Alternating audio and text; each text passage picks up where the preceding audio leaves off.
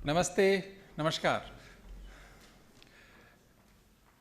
आदर, सम्मान और गर्व के योग्य श्री दत्तात्रेय होसबले जी, सर कार्यवाह राष्ट्रीय स्वयंसेवक संघ, पद्मश्री जगमोहन सिंह राजपूत जी, जो इस किताब के लेखक हैं, आदरणीय Balram Pani ji, dean of colleges, university of Delhi, professor Satyapal Singh ji, जिन्होंने अभी बहुत सारी मेरी प्रशंसा कर दी, और आज के कार्यक्रम में आए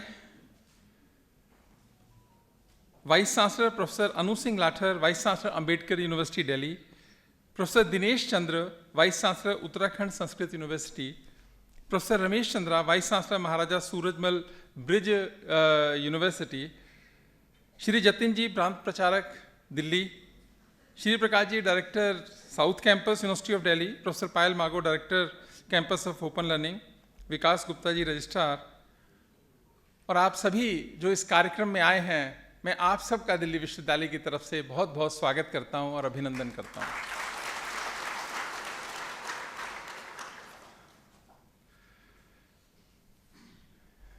ये तो दत्ता जी का एक आशीर्वाद है, और आप इतने सारे लोग इस हॉल में आए हैं, और इतने जितने बैठे हैं उतने खड़े भी हैं, और मुझे बताया कि बहुत सारे लोग बाहर भी रह गए हैं।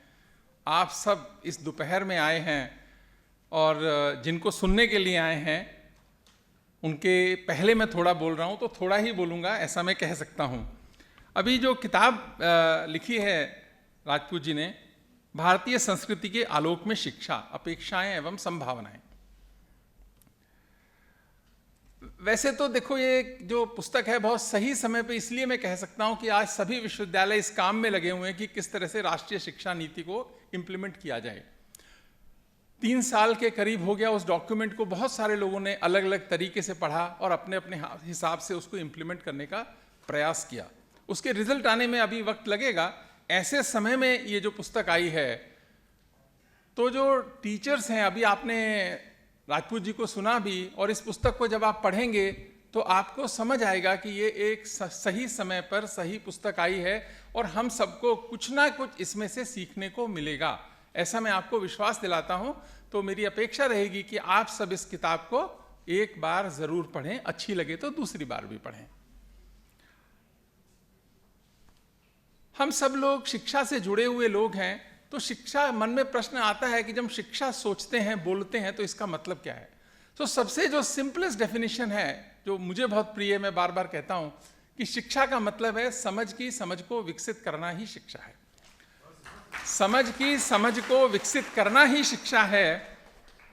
और इस पुस्तक के माध्यम से राजपूत साहब ने भी यही कहने का, समझाने का प्रयास किया है। आप सोचिए, मन में प्रश्न आता है कि एक अच्छे व्यक्ति और बुरे व्यक्ति में क्या अंतर है। एक सज्जन में और एक आतंकवादी टाइप व्यक्ति में अंतर क्या है। उन्होंने बहुत ठीक कहा कि एटम बॉम्ब गिरा दिया, गिराते हुए उन्होंने सोचा नहीं। तो जब व्यक्ति की बात करते हैं तो बहुत सारे उसके अलग अलग चीजें होती हैं। जैसे एक सबसे बड़ी बात हम करते हैं कि कम्युनिकेशन की। कम्युनिकेशन तो अच्छे और बुरे दोनों का बहुत अच्छा हो सकता है। साहसी भी दोनों हो सकते हैं, बहुत अच्छा आदमी भी, बुरा आदमी भी। टेररिस्ट देखो कितने सारे साहसी होते हैं। कमिटमेंट में भी शायद दोनों कम नहीं होते। अच्छा भी हो सकता है, बुरा भी हो सकता है, दोनों हो सकते हैं। लेकिन एक चीज जो अच्छे और बुरे में एकदम से फर्क डालती है, वो डालती है कंपैशन, करुणा का भाव, दया का भाव। आप जिस व्यक्ति को जो दूसरे का बुरा करता है, बुरा सोचता है, टेररिस्ट टाइप है, उसके अंदर वो जो कंपैशन का भाव है वो लगभग 0 मिलेगा। वो निर्दयी व्यक्ति जिसको किसी को दुख पहुंचाकर दुख नहीं होता है। तो इस अंतर को यदि शिक्षा में हम समझेंगे, लेकिन आप सोचिए हम इसमें कहां प्रयास करते हैं, हम इसके लिए कहां प्रयास करते हैं। तो जब बात होती है भारतीय संस्कृति के आलोक में शिक्षा, जो किताब का टाइटल है, तो इसका मतलब है कि शिक्षकों को करुणा के भाव पर काम करने की आवश्यकता है, और बहुत ज्यादा आवश्यकता है। सेवा सहयोग पर काम करने की आवश्यकता है, विश्वास, लगाव और त्याग पर काम करने की आवश्यकता है। एक उदाहरण मैं देता हूं बहुत बार। आप ये सोचिए कि शिक्षा से हालत क्या है कि एक छोटा सा बच्चा होता है और माँ उसको बोलती है कि बेटा असाइनमेंट करनी है, वो माँ कराती है आधी असाइनमेंट तो बच्चे को, और फिर कहती है कि अपने अपने दूसरे दोस्त को दिखाना मत, तेरे नंबर कम हो जाएंगे।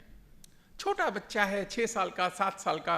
जब वो असाइनमेंट माँ उसको ऐसा बोल देती है तो बच्चे के मन में ये भाव आता है कि असाइनमेंट मुझे किसी को दिखानी नहीं है, क्योंकि मेरे नंबर कम आ जाएंगे, उसके नंबर ज्यादा आ जाएंगे।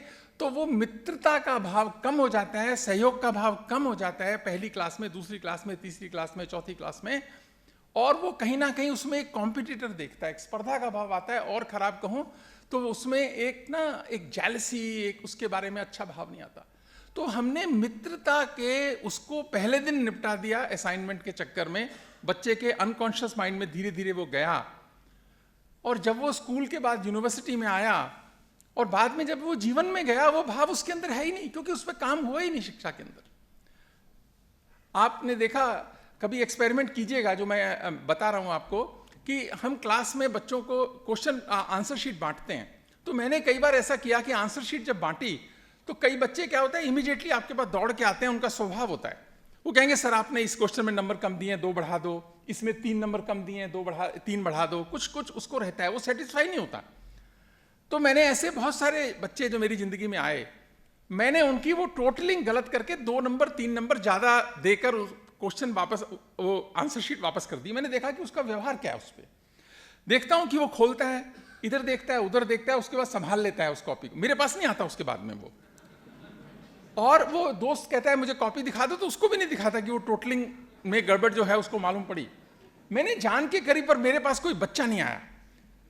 पर सोचिए, आप प्राध्यापक हैं, मैं प्राध्यापक हूं, गलती उस बच्चे की थोड़ी है। उसको तो ये पता है ना कि मेरे पास अगर आ गया वो, तो मैं नंबर काट लूंगा। अगर उसको ये भरोसा हो कि मैं सर के पास जाऊंगा, वो मेरी पीठ पर हाथ फेरेंगे, कहेंगे बेटा तूने बहुत अच्छा किया, ये कोई बात नहीं, तुमने एक अच्छी बात बताई कि मेरी गलती थी, तेरे को मैं 5 नंबर फालतू देता हूं, 10 नंबर फालतू देता हूं। वो सब बच्चे आएंगे, वो बच्चा भाग के आएगा कि सर आपने गलती कर दी। अगर उसको ये विश्वास और भरोसा हो कि अच्छाई को प्रमोट अगर मैं करूंगा, अच्छा बोलूंगा, तो मुझे फायदा होगा। आप जिस चीज को बढ़ाओगे ना, वही बढ़ेगी। हम अच्छाई को प्रमोट ही कहां करते हैं, प्रीमियम कब असाइन करते हैं अच्छाई पे? हमें थोड़े थोड़े तात्कालिक लाभ के लिए हम अच्छाई को बैकसीट देते हैं। तो जब अच्छाई तो वैसे ही कमजोर होती है, अच्छाई वैसे ही कमजोर होती है। बुराई सिखाने का कोई स्कूल नहीं होता, ना कोई यूनिवर्सिटी होती है। वो तो इतनी ताकतवर है कि आपके पास आई जाती है। लेकिन अच्छाई टिमिड सी, छोटी सी होती है, उसको संभालने के लिए भी स्कूल है, टीचर्स हैं, सब हैं। उसके बावजूद तो उसको बढ़ाने के लिए हम कैसे काम करें, ये हमारे सब शिक्षकों की बहुत जिम्मेदारी है। अगर हम ये उम्मीद करते हैं, और राष्ट्रीय शिक्षा नीति भी तो हमसे अपेक्षा रखती है। एक और बात है, राष्ट्र प्रेम की भावना का ध्यान रखें। उसको कैसे बढ़ाया जाए, इसमें शिक्षा में कब बात होती है और कब हम इस पे काम करते हैं। अगर नहीं करते हैं तो हमको करना चाहिए, पहले हमको अपना मन बनाना होगा। क्योंकि प्रीमियम अगर उस पर भी नहीं देंगे तो उसकी भी कमी खलेगी। और आज 75 वर्ष देश ने आजादी के मनाए। आप देखिए हुआ क्या, अपनी चिंता करने वाले देश में इतने बढ़ गए हैं और देश की चिंता करने वाले कितने कम हो गए हैं। क्योंकि जो व्यवस्था से निकल रहे हैं हम, उस व्यवस्था को समझकर परिवर्तन करना राष्ट्रीय शिक्षा नीति ने तो लिखा है, पर उसको इंप्लीमेंट तो टीचर्स ने करना है, विश्वविद्यालयों ने करना है। उसके लिए अपने मन को मजबूत करने की बहुत ही ज्यादा जरूरत है। और राजपूत साहब ने किताब में लिखा है कि महात्मा गांधी के 7 सिंस ऑफ पब्लिक लाइफ की बात की है, और उसमें वो कहते हैं कि knowledge without character is very dangerous. सही बात है, इट्स वेरी डेंजरस। अब 9/11 पे जो अटैक जिन लोगों ने किया, वो तो बहुत पढ़े लिखे लोग थे, सबने अच्छे अच्छे घरों के पैसे वाले पढ़े लिखे लड़के थे, जिन्होंने कि जहाज मार दिए ले जाके। उनको ना दया आई ना करुणा आई, कोई भाव नहीं था उनके अंदर इस तरह का। मानवता के प्रति जो आघात उन्होंने किया, उसका उनको कोई दर्द आया नहीं। इसीलिए कैरेक्टर बिल्डिंग की जो बात है वो बहुत ही आवश्यक है। इसी कारण बहुत सारे संकट तो पढ़े लिखे लोगों ने खड़े कर रखे हैं। आप देखिए, जहरीली हवा की इन्होंने बात की है, पर्यावरण की बात की, जल संकट की बात की, पर ये सारे संकट तो पढ़े लिखे लोगों के हैं। किसी गांव के आदमी ने, किसी कम पढ़े लिखे आदमी ने, किसी ने तो नहीं कहा था ना कि यमुना से सारा पानी हथनी कुंड में निकाल लो। ये तो किसी पढ़े लिखे समझदार आदमी ने प्लान बनाया था, किसी कैबिनेट ने उसको अप्रूव किया था। और 100% पानी यदि किसी नदी से आप निकालते हैं और फिर दिल्ली में यमुना सफाई की बात करते हैं, आप तो खराब पानी को ही तो साफ करने की बात कर रहे हैं। उसमें पानी तो बरसात में ही आ रहा है, बाकी तो पानी नहीं आ रहा, क्योंकि ट्रीटी हो गई। 2/3 हिस्सा उत्तर प्रदेश को मिला, 2/3 हिस्सा हरियाणा और दिल्ली को मिला, और 1/3 उत्तर प्रदेश को मिला। ईस्टर्न यमुना कैनाल और वेस्टर्न यमुना कैनाल में 100% पानी डाला। इसको निर्णय पॉलिसी बनाने वाले तो पढ़े लिखे लोग थे। ठीक है, आज हम कह सकते हैं बड़े आराम से हम सब की वो ब्रिटिशर्स ने बनाई थी, हमारा कुछ नहीं था उसमें। गंगा के तरफ हुआ तो सुप्रीम कोर्ट के इंटरवेंशन से गंगा का रुका। तो ये जो समझ है, जो शिक्षा है, इस पर यदि काम नहीं होगा, सोच नहीं डेवलप होगी विश्वविद्यालयों में, तो उसके घातक परिणाम आएंगे ही ना। राजपूत साहब कह रहे हैं बहुत संकट है मानवता पे, तो सही बात है। वो संकट के कारण और निवारण वो दोनों के दोनों हमारी यूनिवर्सिटीज के अंदर ही तो हैं। एक और छोटी सी घटना बताता हूं। मैं अमेरिका गया, दत्ता जी बहुत हैरानी होगी। वहां क्या है, लकड़ी के पोल लगे होते हैं बिजली के, बहुत सारी जगह बड़े बड़े लकड़ी के, उसके ऊपर बिजली की तार। तो मैंने मेरे साथ 2-3 लोग थे, मैंने पूछा कि लकड़ी के पोल क्यों लगाते हैं आप? हमारे भारत में तो आजकल इलेक्ट्रिक पोल तो सीमेंट के लगाए जाते हैं। तो उन्होंने कहा जी लकड़ी जो है ज़्यादा अच्छी इंसुलेटर है। मैंने कहा बहुत अच्छी बात है, अच्छी इंसुलेटर है, लेकिन आप लगाते क्यों हैं? ये इतनी सारी लकड़ी कटती है, नुकसान होता है पर्यावरण को। उन्होंने कहा नहीं, हम अफ्रीका से लाते हैं, यहाँ से लाते ही नहीं, अपनी नहीं काटते। अब ये सोच कैसी सोच है कि हम अफ्रीका से लाते हैं? आप अपने वेस्ट की डंपिंग कर देते हैं अफ्रीका के समुद्र की तरफ जाके कि हमारे को नुकसान नहीं होगा। यानी भारत की जो परंपरा है कि वसुधैव कुटुंबकम, सबको अपना मानने की, वो परंपरा का ह्रास जब हुआ तो उसका आप उदाहरण देखते हैं ना कि वो सोच बन गई। उसे बुरा ही नहीं लगा कहते हुए भी कि हम अफ्रीका से लेके आते हैं इसको, हम अपने यहाँ की नहीं काटते हैं। इसीलिए जब दीनदयाल जी ने कहा एकात्म मानववाद सिद्धांत दिया कि शरीर मन बुद्धि आत्मा, तो मन और बुद्धि का जो संघर्ष है ये शिक्षा से ही रेगुलेट होता है। मन और बुद्धि। मन तो बहुत कुछ करता है करने को। मेरी एक दोस्त है, वो कहती है सर मन की करेंगे तो बहुत गलत हो जाता है। किसी ने कुछ कह दिया, मन तो करता है कि इसको थप्पड़ मार दो सामने वाले को।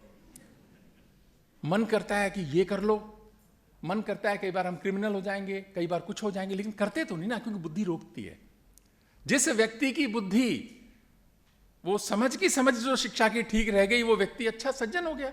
वो ही डेविएट हो गई तो उसके साथ जो हुआ। तो इसी कारण से एक और बहुत इंपॉर्टेंट बात है जो सब चर्चा करते हैं कि बच्चों को खुश कैसे रखा जाए। आजकल बच्चे खुश नहीं रहते, बड़े परेशान होते हैं, छोटे छोटे बच्चे भी। पर ये कसूर तो शिक्षा का है ना। वो बच्चा क्या करे, वो तो छोटा सा आया था दुनिया में, उसने कभी ना अपने माँ बाप खुश देखे, ना उसने टीचर खुश देखे, ना उसने पड़ोसी खुश देखे, उसने कोई खुश देखा ही नहीं। और उससे अपेक्षा है कि वो खुश हो जाए। कैसे खुश हो जाएगा वो? कैसे खुश हो जाएगा? तो इसीलिए उस बच्चे से अपेक्षा करना, देखो हम बहुत बार कह देते हैं, असल में हम जब बच्चे थे हमें भी वो माहौल कम मिला होगा, आने वाली जनरेशन के लिए हमने और कम कर दिया। अब इस पर सोच और काम करने की जरूरत है। किसी ने बहुत अच्छा कहा कि ये ना पूछना कि जिंदगी खुशी कब देती है, क्योंकि शिकायतें तो उन्हें भी हैं जिन्हें जिंदगी सब देती है। शिकायतों से ऊपर उठना। अभी एक और बात है कि राजपूत जी ने लिखा कि कुलपतियों से बहुत अपेक्षाएं हैं, अपनी इस पुस्तक में लिखा है, और कुलपतियों की बड़ी चिंताएं हैं। अब इन्होंने लिखा कि कुलपतियों को सचिवालय में नहीं जाना चाहिए। ठीक लिखा है, वैसे मैं ऐसा नहीं कह रहा। आज सचिवालय में ना जाए तो एक भागी और नेगी मुझे छोड़े नहीं, कि पेंशन नहीं आई, सैलरी डिले हो गई, नया वाइस चांसलर आया है, लोगों को तनख्वाह नहीं मिल रही टाइम पे। तो ये ना राजपूत जी बड़ी दुविधा है मन में कि जाएं कि ना जाएं, आपकी सुने या भागी जी के सुने। ऐसा भी संकट खड़ा हो जाता है रोज का हमारे सामने, क्योंकि कुलपति न जाए तो काम नहीं चलता, क्योंकि सिस्टम ऐसा है। आपने जो लिखा आदर्श है, व्यवहारिक नहीं है, आदर्श स्थिति है, वो ऐसा होना चाहिए। लेकिन व्यवहार में क्या है कि कुलपति वो व्यक्ति है जिसको पिलर टू पोस्ट भागना ही है। जो भागेगा तो यूनिवर्सिटी भागेगी, वो बैठ जाएगा तो बैठ जाएगा सारा सिस्टम, क्योंकि सिस्टम ऐसा डिजाइंड है। ये सिस्टम ऐसा ही डिजाइंड है। तो आपने जो कुलपतियों की अपेक्षाएं हैं, हम खरा उतरने का प्रयास करते हैं आपकी अपेक्षाओं पे, लेकिन जो चिंताएं हैं, ठीक है, बहुत सारे ऐसे लोग होंगे जो कि नहीं जाना चाहते होंगे, पर जाए बिना काम बनता भी नहीं है। उसको क्लासरूम में भी जाना चाहिए, टीचर्स से भी मिलना चाहिए, प्रिंसिपल से भी मिलना चाहिए, सचिवालय में भी जाना चाहिए, और भी बहुत जगह जाना चाहिए, वरना चलता नहीं है काम चलता नहीं है कुलपति का। और ए.के. भागी जी और नेगी जी के पास भी जाना चाहिए उसको, यदि काम चलाना है तो अपना। मैं वैसे जो लोग, सब लोग जानते ही होंगे यहाँ के, जो नहीं जानते, ये दोनों लोग हैं, भागी जी हमारे डूटा के प्रेसिडेंट हैं, इसलिए इनका नाम बार बार ले रहा हूँ। तो बेसिकली, लेकिन सही बात आपने कही है। अभी क्योंकि शिक्षकों के लिए जो शिक्षा नीति ने बात करी कि 4 साल का अंडर ग्रेजुएट टीचिंग प्रोग्राम आईटेप शुरू किया, अभी लॉन्च हुआ है, इंटीग्रेटेड टीचर्स एजुकेशन प्रोग्राम। और उसमें अपेक्षा क्या है कि जैसे डॉक्टर इंजीनियर बनते हैं, 12वीं के बाद में शिक्षक बनाने की तरफ काम किया जाए। अभी शिक्षा से लगाव रखने वाले शिक्षक कैसे बने? क्योंकि अच्छे इंस्टीट्यूशन शुरू करेंगे, अगर लगेगा तो बच्चे आ जाएंगे, लेकिन उनको लगाव कितना है शिक्षा से? अब इंजीनियरिंग में देखिए ना, आईआईटी में इतने सारे एडमिशन होते हैं, उनको इंजीनियरिंग से लगाव कितना है? निकलते ही वो कुछ और करता है, इंजीनियरिंग नहीं करता। अभी डॉक्टर्स में थोड़ी धरभर है कि डॉक्टरी जो अंदर आता है डॉक्टरी करता है, ज्यादातर 60-70% डॉक्टरी करते हैं, इंजीनियरिंग में तो ऐसा नहीं करते। तो लगाव के लिए इंस्ट्रूमेंट कैसे बने, ये विश्वविद्यालयों को सोचना चाहिए कि टेस्ट अगर हमें बच्चों का लेना है तो लें कैसे, कि ये समझ आए कि इस बच्चे का इसमें इंटरेस्ट है। अब शिक्षा नीति ने तो कह दिया कि बच्चे के इंटरेस्ट के हिसाब से उसको दाखिला दो। अब दाखिला देने के इंस्ट्रूमेंट क्या बनेंगे? फिजिक्स, केमिस्ट्री, मैथमेटिक्स का टेस्ट लेंगे तो कैसे चलेगा? तो ऐसे बहुत सारी बातें हैं, पर मैं बहुत वक्त नहीं ले रहा। इसीलिए जब किसी ने कहा कि डिग्री जो है आपकी, your degree is just a piece of paper, your conduct is seen in your behaviour, तो बिहेवियर पर काम हुआ नहीं, उस पर काम करने की अब बहुत जरूरत है। अगर हम भारतीय संस्कार की बात करते हैं, जीवन मूल्यों की बात करते हैं, क्योंकि वसीम बरेलवी ने ये बात इस तरह कह दी कि डिग्री तो तालीम के खर्चे की रसीदें हैं साहिब, इल्म तो वो है जो आपके किरदार से झलके। अच्छे व्यक्ति बनो, और ये अच्छे व्यक्ति जो हैं ये टीचर्स के हिसाब से ही बनेंगे। और इसके लिए पता है क्या है, एक एग्जामिनेशन सिस्टम और इवैल्यूएशन पैटर्न बदलने की जरूरत है। ये जो सिस्टम हमने चलाया हुआ है, इस पे काम नहीं होगा तो पीछे ठीक नहीं होगा। सबसे पहले आपको आउटपुट वहां पर देखो कि किस तरह से इवैल्यूएशन करोगे तो ज्यादा अच्छा रहेगा। और मैं ऐसा मानता हूं कि टीचर को टीचर होना चाहिए, प्राध्यापक को प्राध्यापक होना चाहिए। आपके जीवन से प्रेरणा मिलेगी, आपके कहने से नहीं मिलेगी। मैं वाइस चांसलर हूं, आपको इतना कुछ बोल जाऊं, आचरण मेरा इससे बिल्कुल उल्टा हो, किसी को कोई फर्क नहीं पड़ेगा। तो यदि टीचर के लिए हमारे विश्वविद्यालयों में आपका जो आचरण है उससे बच्चों को प्रेरणा मिलेगी। आप चाहते हैं कि स्टूडेंट सदाचारी बने तो आप सदाचारी बने, त्याग करना चाहते हैं, उनसे त्याग की अपेक्षा रखते हैं तो आप त्याग करें, परिश्रम सिखाना चाहते हैं तो हम खुद तो परिश्रमी बने। आप यदि क्लास में नहीं आएंगे वक्त पे तो विद्यार्थी से क्या अपेक्षा करेंगे? आप बोलते रहिए, लेकिन फिर भी अच्छाई को प्रमोट करने के इंस्ट्रूमेंट बनाइए, अच्छे खुद बनिए, दूसरों को बनाने का प्रयास कीजिए। शिक्षा नीति ऐसा मानती है, तभी आप ऐसा करेंगे। विद्यार्थियों पे भी भरोसा कीजिए और उस भरोसे का माहौल बनाइए, क्योंकि जीवन मूल्य और संस्कार जो है इसके 3 ही कारण हैं। इसको अगर करना है, आपके जीवन में समावेश करना है, 3 ही शब्द हैं जो इसके लिए आंसर देते हैं कि प्रैक्टिस, प्रैक्टिस एंड प्रैक्टिस। आप प्रैक्टिस करेंगे तो लोगों को लगेगा कि आप करते हैं, जब करेंगे तो अच्छा होगा, तो लोग आपको फॉलो करेंगे। इसीलिए गांधी ने जब कहा था, गांधी जी ने, कि my life is my message, मेरा जीवन ही मेरा संदेश है। तो लाइफ जो है वो संदेश, हर टीचर का जीवन उसका संदेश है। तो टीचर्स को इस बुक को जरूर पढ़ना चाहिए। आप पढ़ेंगे तो कुछ चीज़ें अच्छी लगेंगी तो उसको प्रैक्टिस करेंगे, तो ही मुझे लगता है कि राजपूत जी ने जो मेहनत करी है वो भी साकार होगी, और एक हम ऐसा कर पाएंगे। और दिल्ली विश्वविद्यालय से अपेक्षा भी है कि हम राष्ट्रीय शिक्षा नीति को सही तरीके से, सही समय पर, सही संदर्भों में इसको इम्प्लीमेंट करें, जिससे कि लोगों को लगे कि यदि इसका इम्प्लीमेंटेशन देखना है तो थोड़ा दिल्ली विश्वविद्यालय के प्राध्यापकों से बात करो। आपका उसमें सहयोग रहेगा और किताब उसमें अपनी भूमिका निभाएगी, ऐसी मेरी अपेक्षा है। आप सब आए, आपका बहुत बहुत आभार, बहुत बहुत धन्यवाद।